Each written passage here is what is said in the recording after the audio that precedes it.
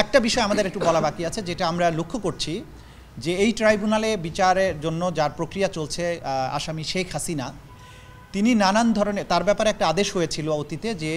তার যে hate speech বা ঘৃণা সূচক যে সমস্ত বক্তব্য, সাক্ষীদেরকে ভয় ভীতি ছড়ানো সম্পর্কে যে সমস্ত বক্তব্য, সেই বক্তব্যগুলো যাতে প্রচার না করা হয় বা ডিলিট করা হয় আদেশ ছিল আগের থেকে। এটা সত্ত্বেও আমরা লক্ষ্য করেছি, আমাদের তদন্ত সংস্থার পক্ষ থেকে দৃষ্টি আকর্ষণ করা হয়েছে যে এই আসামি বিদেশের মাটিতে বসে নানান ধরনের বক্তব্যের মাধ্যমে এই সরকার এবং এই মামলার প্রক্রিয়া, এই মামলার সাথে জড়িত ব্যক্তি এবং সাক্ষীদের ব্যাপারে উস্কানিমূলক এবং ঘৃণাসূচক বক্তব্য রেখে চলেছেন, যেটা এই মামলার তদন্তকে প্রভাবিত করতে পারে এবং এর মাধ্যমে তিনি এই বিচারটাকে বানচাল করার জন্য একটা অপচেষ্টায় লিপ্ত আছেন, যেটা আমাদের নজরে এসেছে। আমরা এই বিষয়গুলো নজরে রাখছি এবং এটা যে আদালতের আদেশ অমান্য করে তিনি করছেন সেটাও নজরে রাখছি। কাঠ ও পিভিসি ম্যাটেরিয়ালের সংমিশ্রণে তৈরি আধুনিক আরএফএল উডি ডোর, কাঠের চেয়েও কঠোর।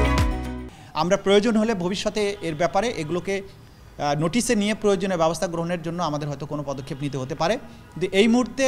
আমরা গণমাধ্যম কর্মীদের কাছে অনুরোধ করব যে এই ঘৃণাসূচক বক্তব্য যেটা বিচার প্রক্রিয়াকে প্রভাবিত করার জন্য করা হবে, সেগুলোর প্রচারে যেন আপনাদের পক্ষ থেকে কোনো এটাকে ফ্যাসিলিটেট করা না হয়, ফ্যাসিলিটেট যাতে করা না হয়, কারণ আমাদের সবারই লক্ষ্য হচ্ছে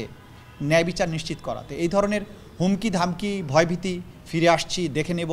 এই করব সেই করব, এগুলো যদি করা হয় তাহলে হয়তো আমাদের সাক্ষীরা ভয় পেয়ে যেতে পারেন বা তারা সাক্ষী দিতে অনুৎসাহিত হতে পারেন। সেই জন্য আমরা এই ন্যায় বিচার প্রক্রিয়াটাকে সুরক্ষিত রাখার জন্য এই ব্যাপারে আপনাদের সবারই দায়িত্বশীল ভূমিকা আশা করছি। কিন্তু এমনিতে যদি অনলাইনে মানে মিডিয়া প্রচার করবে না, কিন্তু যে ফেসবুকে অনলাইনে আমরা তো আমাদের যে আদেশটা আছে যে এরকম যে যেন কেউ না করেন, এবং করলে তাকে তো আদালতের একটা আদেশ আছে, তো আদেশের ভিত্তিতে যদি না করে তখন আমরা দেখব, যদি অফেন্স হয় তখন আমরা তো ব্যবস্থা নিতে যাব। তবে আমরা যেটা চাই, বিটিআরসিকে তো সরানোর নির্দেশ আছে, যদি এরকম হেইট স্পিচ থাকে সরানোর নির্দেশ আছে।